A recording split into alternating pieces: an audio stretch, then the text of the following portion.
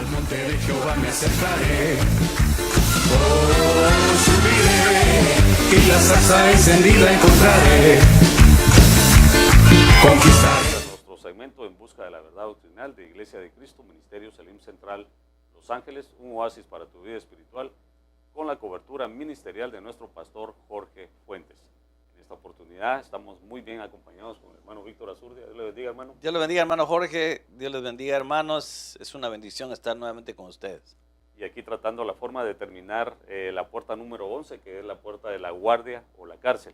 Hemos estado hablando unos cuantos puntitos en los que estamos identificando qué eran las características de un cristiano, cómo es que se tiene que mover un cristiano, qué son las modalidades de un cristiano en esta época y qué es lo que tenemos que hacer como para poder compartir con aquellas personas que son débiles en la fe, ¿verdad? Porque son unas personas que están empezando a caminar en este caminar, y vemos de que también vamos a estar hablando de la unidad que es en el cuerpo, cuál es el alma, el espíritu.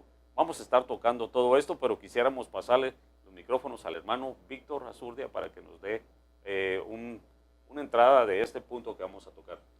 Amén. Es interesante ver cómo la Biblia usa nombres, usa situaciones para ejemplificar situaciones que nos están aconteciendo hoy en día. Porque dijimos en el segmento anterior de que hemos estado utilizando Nehemías, que es figura del Espíritu Santo, que fue a pedir la restauración de las murallas, las puertas de Jerusalén, y en figura es el Espíritu Santo que está restaurando cada una de las puertas de nuestra alma. Eso ya lo vimos en segmentos anteriores, y si usted no ha seguido la secuencia, pues le pedimos que se mantenga en sintonía para el próximo segmento, donde estaremos dando el resumen de las 12 puertas, y ahí vamos a tratar de cubrir lo que estamos tratando de decir. Pero estábamos viendo cómo en el segmento anterior, cómo nosotros debemos ser luz dentro de este mundo de tinieblas.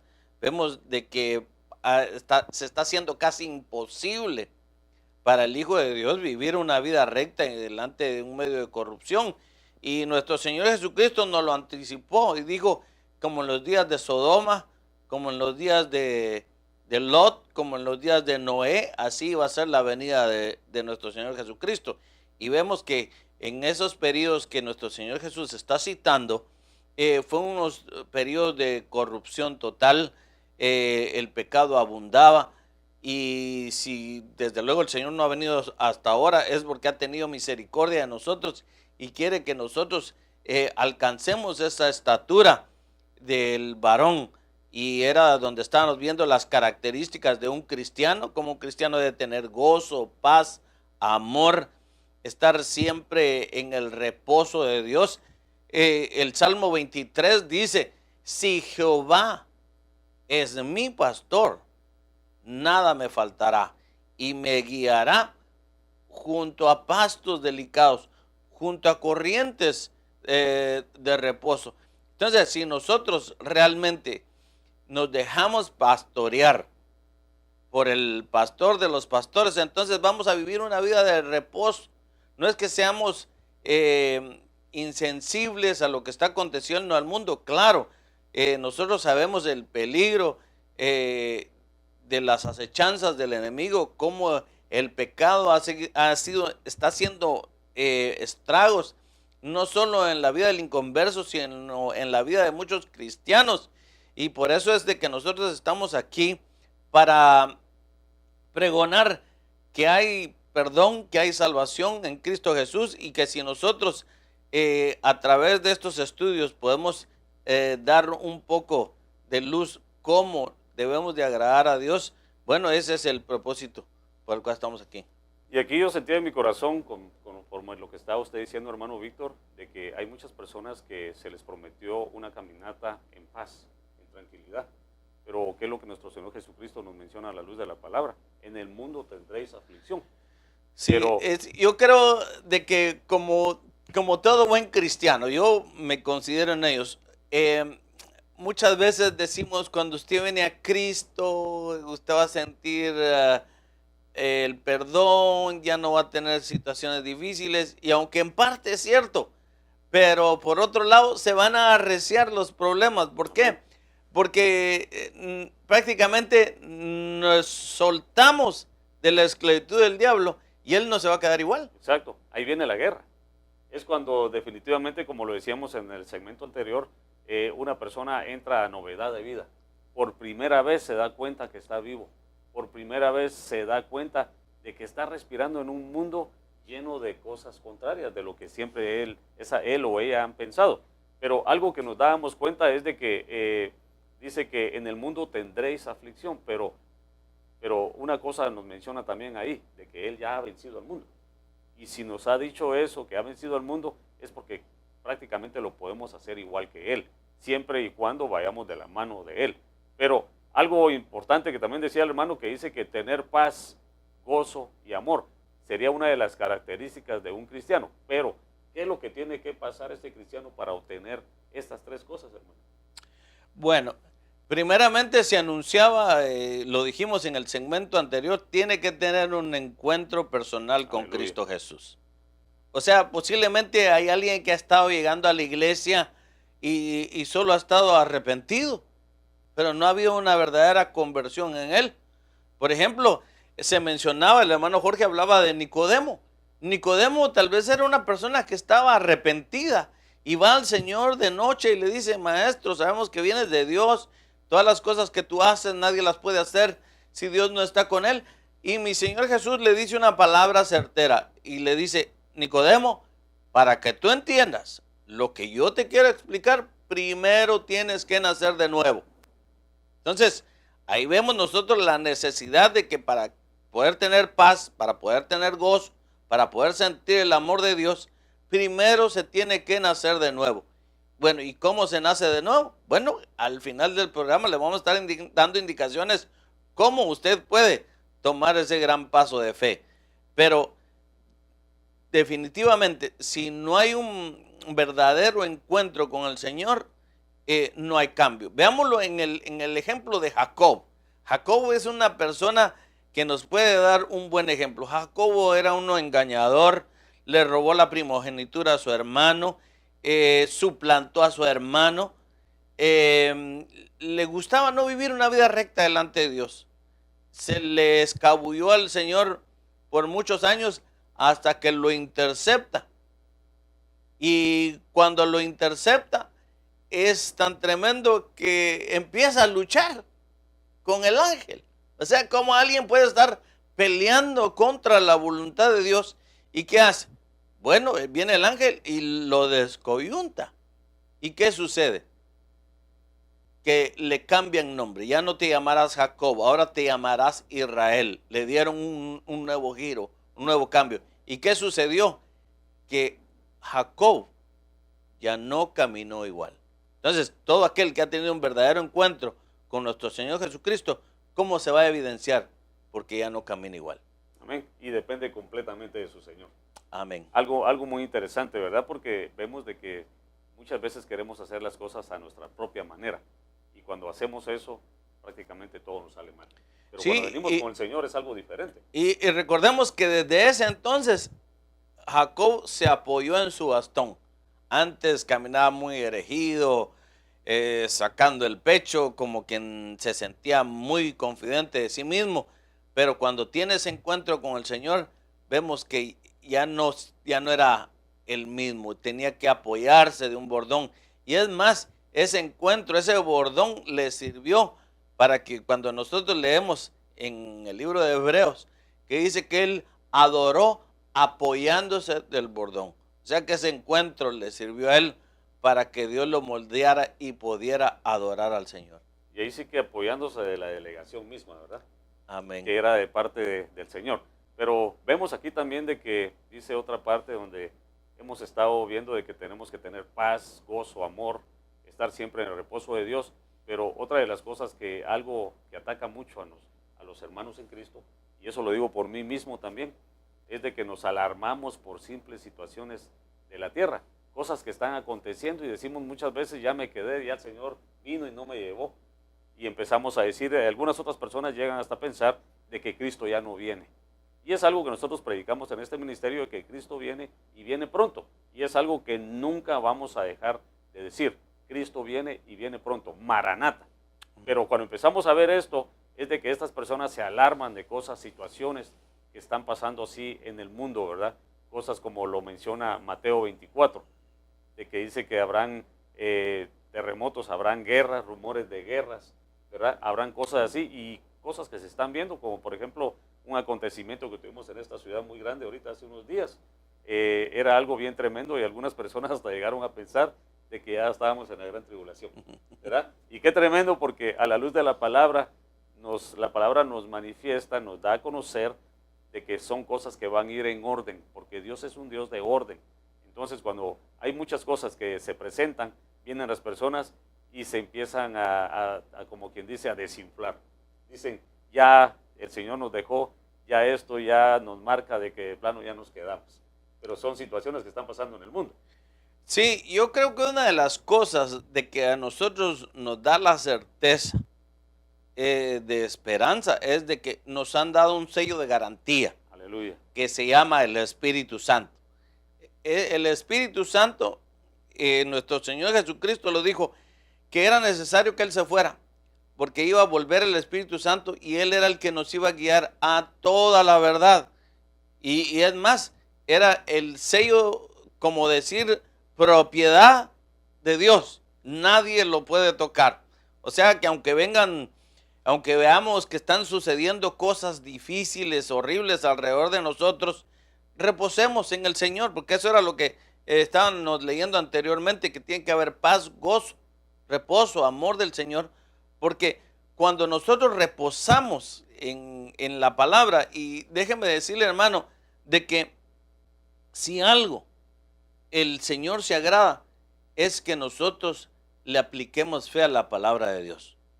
La Escritura nos dice de que el pueblo de Israel que salió de la esclavitud de Egipto, de la mayoría de ellos, Dios no se agradó y quedaron postrados en el desierto porque no le aplicaron fe, no le pusieron fe a la palabra que oían por boca de Moisés. Entonces, así lo mismo hoy, nosotros tenemos que aplicarle fe a la palabra de Dios. Si la palabra de Dios dice, caerán 1000 a tu diestra y 10,000 a tu siniestra, y a ti nada te acontecerá, bueno, crea esa palabra. Si usted está en obediencia a Dios, déjeme decirle que la misma palabra de Dios dice que Él enviará al ángel. Dice, el ángel de Jehová acampa alrededor de los que le temen. Entonces, si nosotros empezamos a meditar en la palabra de Dios, si nosotros podemos enunciar esa palabra de fe, entonces no podemos estar alarmados. ¿Por qué? Porque tenemos la confianza, tenemos la seguridad de que Dios está con nosotros. Dios nos guarda. Es como por ejemplo, veamos el conflicto que está sucediendo en Israel. Muchas personas se alarman y dicen, bueno, ¿qué está aconteciendo? Pero yo en lo personal, yo no me preocupo. Oramos por Israel, por la paz de Israel, pero yo no me preocupo porque en realidad Dios vela por ellos. Dios vela por Israel. Y si vela por el Israel literal, desde luego vela por el Israel espiritual. Aleluya. Que somos nosotros. Él tiene el cuidado de nosotros. Es más, la Escritura dice que ni un cabello de nuestra cabeza cae sin que Dios no lo sepa. Mire qué tan tabulizado tiene nuestro Señor cada aspecto de nuestra vida. Y eso es para estar confiados. Amén. En el y Señor. Es importante leer la palabra del Señor, que es la que nos da las promesas de nuestro Dios Todopoderoso. Por ejemplo, Colosenses 1:27 dice, Cristo en vosotros, la esperanza de gloria. Hay una esperanza. Romanos 5:2 dice, por medio de quien también hemos obtenido entrada por esta gracia, por la cual estamos firmes y nos gloriamos en la esperanza de la gloria de Dios. Y esto es un texto para aquellos que tienen tribulaciones, dice. Y no solo esto, sino que también nosotros nos gloriamos en las tribulaciones, sabiendo que la tribulación produce paciencia. Así que la tribulación nos marca algo. Esa es la clave. Esa es la clave. Esa es la clave de que si hay una situación difícil, posiblemente el televidente esté pasando una situación difícil y se pregunte, ¿será que Dios está conmigo? Y déjeme decirle, esas son las mismas palabras que el pueblo de Israel utilizaba cuando estaba en el desierto. Iban en la travesía por el desierto y decían no hay agua. Dios nos trajo al desierto para matarnos. Y no era cierto. Lo que Dios quería era depurarlos de toda contaminación que traían de Egipto. Y les proveyó agua. Claro que les proveyó agua. Dice que la roca era Cristo, de donde ellos bebían agua, y los seguía a donde ellos iban. Había un sol abrasador. Decían, bueno, Dios nos ha sacado para matarnos en este sol abrasador. Les mandó una nube y la nube les producía una sombra especial. En el frío de la noche decía, bueno, hay frío, ¿será que Dios nos trajo aquí porque nos quiere matar de frío? Les mandó una columna de fuego para que les mantuviera el calor ahí. O sea, vemos cada situación. No tenían que comer y decían, Dios nos trajo aquí para matarnos de hambre. El Señor les enviaba el maná. O sea, en cualquier situación que ellos miraban, la miraban con negatividad. No podían creer de que Dios estaba obrando en ellos.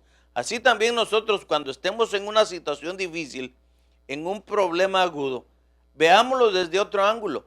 ¿No será que Dios está trabajando en algo en nosotros que quiere que nosotros dejemos eso? Lo que Dios quería con el pueblo de Israel es que dejaran de tener la mentalidad de esclavos, de que ya eran libres, de que le podían pedir al Padre y el Padre les podía conceder. Así también nosotros, Dios nos sacó de la esclavitud del mundo, de la esclavitud que estábamos, es triste decirlo, pero éramos esclavos del pecado, esclavos del diablo. Y vino Cristo y nos hace libres. Y ahora nos sorprende que todavía, ya siendo libres, estemos en problemas, en situaciones difíciles.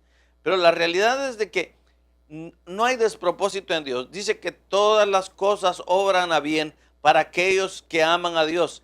Si viene una situación difícil, no es despropósito.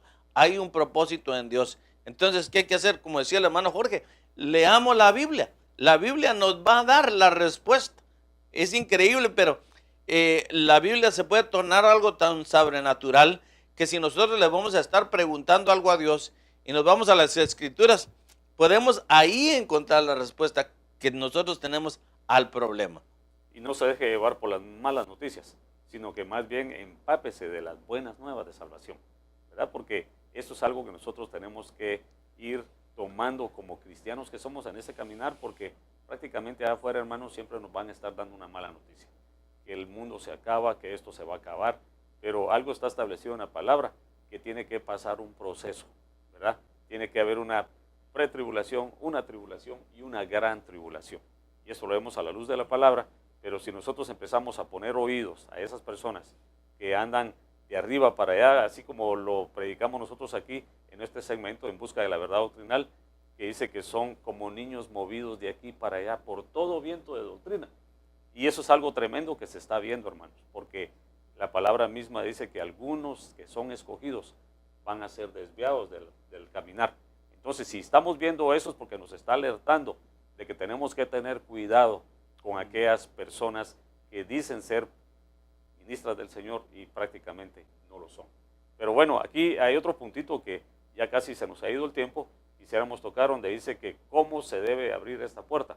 Y lo vemos en Colosenses 4:3 y vamos a leerlo. Dice, orando al mismo tiempo también por nosotros, dice, para que Dios nos abra una puerta para la palabra, a fin de dar a conocer el misterio de Cristo, por el cual también he sido encarcelado. Ahí sí que nos dan una invitación a que nosotros vengamos y prediquemos la palabra del Señor. Creo que es una de las maneras de abrir esta puerta, ¿verdad, hermano? Sí, bueno, veamos que en el Antiguo Testamento está la clave para que nosotros podamos entender muchas de las cosas que Dios nos quiere dar a conocer. Veamos el ejemplo de cuando el pueblo de Israel sale de la esclavitud de Egipto y se encuentra con el problema más difícil, las murallas de Jericó. Y viene Dios, planea una estrategia y le dice a Moisés, bueno, esta es la estrategia que vamos a hacer. Y se envían a 12 espías para que vayan a reconocer la tierra prometida. Y de los 12 espías que se envían, solo 2 regresan con buenas noticias. Y vemos que la respuesta que ellos dan Muchos dieron una respuesta negativa diciendo no hay gigantes, es imposible, está peligroso la misión. Pero ¿qué dijo Josué y Caleb? Si Dios se agrada de nosotros, la tierra es nuestra. Entonces es lo mismo. Alguien puede decir, bueno, yo estoy tratando de restaurar las áreas de mi alma que me están dando problemas, pero parece difícil. Yo le repito las mismas palabras que Josué y Caleb le dijeron al resto del pueblo que estaba desanimado por las situaciones que acontecían alrededor del mundo de ellos. Porque para ellos es como alguien dijera, bueno, el mundo se nos acaba, estamos en un desierto, regresamos al desierto y nos morimos. Avanzamos, allá hay gigantes y nos pueden aniquilar. Estamos acabados, estamos perdidos. Pero ¿qué fue la respuesta que venía de un hombre de fe? Josué y Caleb les dijeron, si Dios se agrada de nosotros, la tierra es nuestra. Entonces, lo único que nosotros debemos hacer es ser agradables a Dios. Creer que en Cristo somos más que vencedores. Si Él ya venció, Él nos está dando la victoria. Recordemos de que cuando el Señor Jesucristo venga, no va a venir por un pueblo que esté totalmente impecable. No, Él va a venir a finalizar la obra esa. Pero lo que Él quiere es encontrar un pueblo que esté a cuentas con Él, que cada día que nosotros fallamos nos podamos poner a cuentas con el Señor. Amén. Y prácticamente aquí llegamos a la conclusión. Pero quisiéramos hacer un pequeño paréntesis para aquellas personas que quisieran aceptar a Cristo como su único y suficiente Salvador. Este es tu momento, este es tu hora, este es el momento por el cual has estado esperando todo este tiempo. Y quisiéramos pedirle al hermano Víctor Azurdia, anciano de esta congregación, para que haga la oración de fe por aquellas personas que quieren reconciliar y aquellos que por primera vez quieren aceptar a Cristo como su único y suficiente Salvador. Amén. Para aquellas personas que se han alejado de los caminos del Señor y dicen, ya no hay esperanza en mí. Yo creo que le he fallado mucho al Señor. A lo mejor ni hijo de Él soy. Pero déjame decirte que la palabra de Dios dice en Juan 1:12, mas a todos aquellos que le recibieron, les ha dado la potestad de ser hechos hijos de Dios. Si tú le recibiste como Señor y Salvador, tú eres un hijo de Dios. No porque yo lo diga, sino porque la Biblia lo dice. Y si la Biblia lo dice, yo lo creo. Y para aquellas personas que quieren abrir su corazón al Señor Jesucristo, que han probado de muchas maneras y no les ha dado resultado, déjenme decirle que el antídoto para el pecado se llama Jesucristo. Él puede limpiarlo, es más, borrar todos sus pecados. Él agarra nuestros pecados, los echa en el fondo de la mar y nunca más se acuerda de ellos.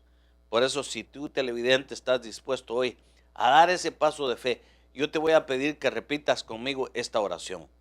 Señor Jesús, te pido perdón. Reconozco que soy pecador. Me arrepiento de todos mis pecados. Me arrepiento de mi mal proceder. Te recibo, te acepto como Señor y Salvador de mi vida. Abro las puertas de mi corazón. Te invito a que vengas hoy a morar a mi vida. Espíritu Santo, te invito a que vengas hoy a mi vida. Gracias por haber muerto en la cruz del Calvario por mis pecados. Amén y amén. Si tú hiciste esa oración de fe, déjame decirte que Dios hoy te da un nuevo comienzo, un nuevo inicio. Tus pecados han sido perdonados, tu nombre ha sido inscrito en el libro de la vida y hay fiesta en los cielos. Déjame ser el primero en darte la bienvenida a la familia de Cristo Jesús. Y queremos darte seguimiento en ese paso tan importante que has tomado el día de hoy. Para ello yo le voy a pedir a mi hermano Jorge que dé información cómo nosotros podemos ayudarte en esa decisión tan importante que has tomado el día de hoy. Amén. Felicidades, hermano, que has dado ese paso muy importante. Marcos 16:16 lo dice que el que crea y sea bautizado será salvo, pero el que no crea será condenado. Pero inmediatamente quisiera explicarte este detallito muy, pero muy importante. Juan 3:3 dice, respondiendo Jesús le dijo, en verdad te digo que el que no nace de nuevo no puede ver el reino de Dios. Tú acabas de nacer de nuevo, has dado el paso más importante, aceptar a Cristo como tu único y suficiente Salvador, tú ya tienes derecho de ver el reino de Dios. Pero Juan 3:5 dice lo siguiente: respondiendo Jesús, en verdad te digo, que el que no nace de agua y del Espíritu no puede entrar en el reino de Dios. Una cosa es ver el reino de Dios y otra cosa es entrar en él. Te quisiéramos invitar a que tú des el siguiente paso de obediencia, que es el bautismo en agua. Esto te lo decimos a la luz de la palabra, para que tú puedas tener esas dos partes muy importantes: aceptar a Cristo como tu único y suficiente Salvador y el bautismo en agua.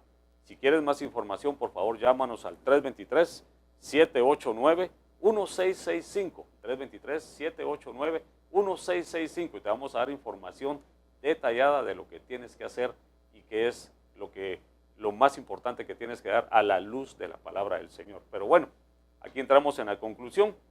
En la conclusión somos esclavos de Cristo, es vivir en humildad, y nuestro galardón es ser esposa del Cordero. Eso lo vemos, algo que menciona el apóstol Pablo en Filipenses 4:12, pero también menciona 2 de Timoteo 2:3, debemos ser fieles a Él. Si hablamos de nuestras coberturas, ya caímos en infidelidad. El galardón más grande que tenemos es ser hijos del Altísimo y el Padre. La vida es una de las cosas más preciadas que Dios nos regaló a través del ministerio de nuestro Señor Jesucristo, ¿verdad? Sí, es increíble, pero dice que en Romanos 3:23 dice: por cuanto todos pecaron y están destituidos de la gloria de Dios. Pero vemos de que dice la Escritura: mas Dios muestra su amor para con nosotros, que aun siendo pecadores, Cristo murió por nosotros. Ese es el regalo más grande, que el santo, que el perfecto vino a morir por nosotros. ¿Para qué? Para llevarnos de regreso al cielo, para vivir eternamente con ellos. Y eso es lo que nos alegramos, nos gozamos de ese gran regalo que Dios ha dado. No lo podemos comprender a cabalidad, solo lo tenemos que aceptar con fe, creyendo que Dios nos ha dado ese regalo maravilloso. Recibir ese regalo de vida. Y este ha sido nuestro segmento en busca de la verdad doctrinal. Gracias por tu sintonía. Te esperamos en la próxima. Dios te bendiga. Al monte de Jehová me acercaré, oh, subiré, y la zarza encendida encontraré. Conquistaré, la armadura de Saúl me quitaré. Oh, conquistaré, en el nombre de Jehová yo venceré. Escudo bañado en aceite, mis flechas yo voy